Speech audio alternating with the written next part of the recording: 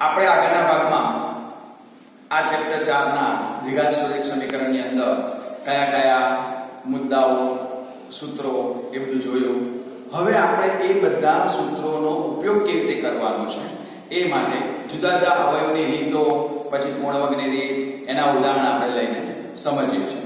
એમાં આપણી પાસે પહેલું ઉદાહરણ છે કે √2x² + 7x + 5√2 0 ના શૂન્ય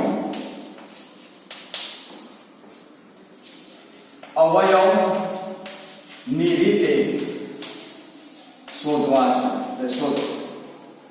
તો આ અવયવની રીતની અંદર પહેલા આપણે સમીકરણ લખીશું √2x² + 7x + 5√2 = 0. હવે અવયવની રીતની અંદર જો x² ની આગળ કોઈ પદ આપેલ, કોઈ સહગુણક આપેલ હોય તો પ્રથમ સહગુણક અને અચળ પદ આ બંનેનો ગુણાકાર કરવો જોઈએ. જો આ બંનેનો હું ગુણાકાર કરું છું 5 × √2 × √2 તો મને મળશે 5 × 2 એટલે કે 10. આ જે 10 મળ્યા એ 10 ના એવા અવયવ આપણે પાડવાના છે કે આ છેલ્લી દિશાની પ્લસ છે તો વત્તા કરતા મધ્ય પદનો સહગુણક એટલે કે 7 મળવા જોઈએ. તો 10 ના એવા અવયવ આપણે કરી શકીએ 5 × 2, 5 + 2 7 થઈ શકે છે. તો √2x² એમને મૂકી દો. આપણે જે અવયવ પાડ્યા એ વચ્ચે x સાથે લેવાના એટલે કે 5x + 2x એટલે કે ટોટલ અહીંયા 7x આપણને મળવા જોઈએ પ્લસ 5 √2 એમને રહેશે. હવે પહેલા બે પદ અને પછીના બે પદમાંથી આપણે સામાન્ય લેવાના છે. તો આ બંને પદમાં સામાન્ય અવયવ કયા આવશે? તો અહીંયા આપણે સહગુણકની વાત કરીએ તો સહગુણકમાં કશું જ કોમન નીકળે એવું છે નહીં. તો ખાલી ચલ જોવાના. તો ચલ અહીંયા x² છે, અહીંયા x છે, તો બંનેમાંથી આપણે x કોમન કાઢી શકીએ. હવે બંનેમાંથી x કોમન કાઢતા અહીંયા પ્રથમ પદની અંદર જે વર્ગમૂળમાં વધશે એ √2x એક ઘાત અહીંયા ઓછી થઈ જાય વત્તા 5x માંથી x જતા રહે છે એટલે અંદર 5 જ વધે છે. તો આ રીતે કૌંસ વધશે. હવે બાકીના બે પદ છે એમાંથી કંઈક સામાન્ય કાઢવાનું છે. તો એમાં અહીંયા પહેલા નિશાની વત્તા આવશે. પછી આ 2 છે એની જગ્યાએ આપણે √2 × √2 વિચારી શકીએ. √2 × √2 એટલે 2 થાય. તો √2 બંને બાજુથી આપણે કોમન કાઢી શકીએ. એટલે √2 કોમન કાઢતા અંદર કૌંસમાં વધશે √2x + 5 0. આ બંને કૌંસ તમારા સરખા થવા જરૂરી છે તો તમે સાચા છો. હવે આ જે બે સરખા કૌંસ છે એને આપણે કોમન લેવાના છે એટલે કે √2x + 5. તો બાકીના જે બહારના બે પદો છે એનો આપણને બીજો કૌંસ મળશે x + √2 0. મિત્રો ઘણા છોકરાઓ છે, ઘણા સ્ટુડન્ટ છે મિસ્ટેક કરે છે. અહીંયા 0 0 0 રાખતા નથી કારણ કે બીજું ચેપ્ટર આપણે ભણ્યા છે એમાં પણ બહુપદીમાં આ દ્વિઘાત બહુપદી આવે છે. ત્યાં શૂન્ય લેતા નથી. દ્વિઘાત સુરેખ સમીકરણમાં આપણે શૂન્ય સામે લેવા પડશે ફરજિયાત. હવે √2x + 5 0 લઈએ અથવા આ બીજો અવયવ છે x + √2 0. પછી સમીકરણની જેમ આપણે સાદુરૂપ આપીશું. સુરેખ સમીકરણનું સાદુરૂપ આપવા માટે પહેલા 5 ને બે બાજુ લઈ જઈશું એટલે કે √2x -5 થશે અને આ √2 ને નીચે લઈ જઈએ એટલે કે -5/√2 આપણને મળશે. અહીંયા સીધા √2 ને પેલી બાજુ લઈ જઈશું તો માટે x બરાબર આ માઈનસ પ્લસ છે તો સામે જશે તો -√2 થશે. તો આમ આપણને બે ઉકેલ મળે છે. એ ઉકેલ છે -5/√2 અથવા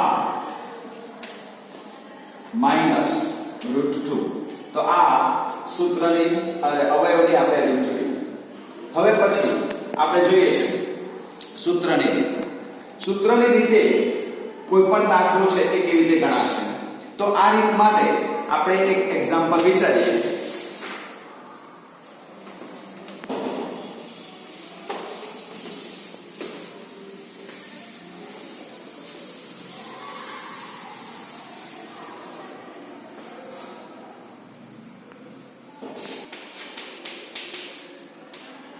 5x² - 6x - 2 નો બરાબર 0 નો ઉકેલ સૂત્રની રીતે શોધો. આ રીતમાં આપણે જોયું કે પ્રથમ આને વ્યાપક સ્વરૂપ સાથે સરખાવીને a b અને c ની કિંમત નક્કી કરવાની છે. તો જો હું વ્યાપક સ્વરૂપ સાથે સરખાવું એટલે કે ax² + bx + c બરાબર 0 સાથે સરખાવતા મને a મળશે x² નો આગળનો સહગુણક 5, પછી b મળશે x ની આગળનો સહગુણક -6 અને c x અચળ પદ જે -2 છે. જો માઈનસ ની નિશાની હોય સમીકરણમાં તો તમારે એ નિશાની સાથે લેવા પડે. હવે આપણે વિવેચક શોધીશું. વિવેચક એટલે કે d જેનું સૂત્ર છે b² - 4ac એટલે કે -6 નો વર્ગ -4 a ની કિંમત 5 અને c ની કિંમત -2 છે. -6 નો વર્ગ 36 થશે. અહીંયા માઈનસ ગુણ્યા માઈનસ પ્લસ અને 5 ચોક 20 દુ 40 એટલે આપણને મળશે અહીંયા 76. તો આ d નું મૂલ્ય એટલે કે વિવેચકનું મૂલ્ય શોધ્યા પછી એનું સ્વરૂપ બીજનું સ્વરૂપ કેવું હશે દર્શાવવું પડે. તો એ માટે પહેલા તમારે શરત લખવાની કે આ d નું મૂલ્ય આપણને શું મળ્યું છે ધન એટલે d > 0 છે માટે બે ભિન્ન વાસ્તવિક ઉકેલ મળશે. હવે આ ઉકેલ આપણે શોધવાના છે અને આ ઉકેલ શોધવા માટે આપણે બે સૂત્રો છે આલ્ફા બરાબર -b plus √d upon 2a અને બીટા બરાબર -b minus √d upon 2a છે. આ બંને સૂત્રોની અંદર આપણી પાસે આ બધી જ કિંમતો અંદર આપણને અહીંયા દેખાય છે. બાકી બધી સૂત્રોની અંદર કિંમત મૂકીશું તો માઈનસ b ની કિંમત -6 છે. આ સૂત્રના માઈનસ તો મૂકવાના પર અંદર પાછા -6 લેવાના છે પ્લસ વર્ગમૂળમાં 76 આવશે છેદમાં 2 a ની કિંમત અહીંથી લેવાની છે જે 5 છે. એવી જ રીતે આ બાજુ બીટામાં પણ -6 -√76 upon 2 * 5 હશે. ખાલી ફક્ત વચ્ચેની નિશાની બદલાઈ જાય. હવે મિત્રો અહીંયા આગળ જોઈશું તો આની અંદર 6 +- +6 નું આપણે બે ટુકડા કરી શકીએ કે વર્ગમૂળમાં 19 × 4 એટલે કે એમાંથી આપણને બે વર્ગમૂળ નીકળી શકે છે. તો 76 રૂટ છે √76 છે એની જગ્યાએ આપણે 2 √19 લખી શકીશું અને નીચે આવશે 10. સામે બીટાની અંદર પણ 6 - 2 √19 upon 10. હવે ઉપરથી બે કોમન નીકળી શકે છે તો બે કોમન કાઢીશું એટલે કે 3 +√19 upon 10 આવશે. જ્યારે સામે પણ એ જ રીતે બે કોમન નીકળે તો 3 - √19 upon 10 આવશે. 2 × 5 = 10 ઉડાડી શકાય તો બંને બાજુ 2 × 5 = 10 ઉડાડી શકીશું. તો આપણી પાસે ફાઇનલ આન્સર આવશે 3 +√19 upon 5 અને 3 - √19 upon 5.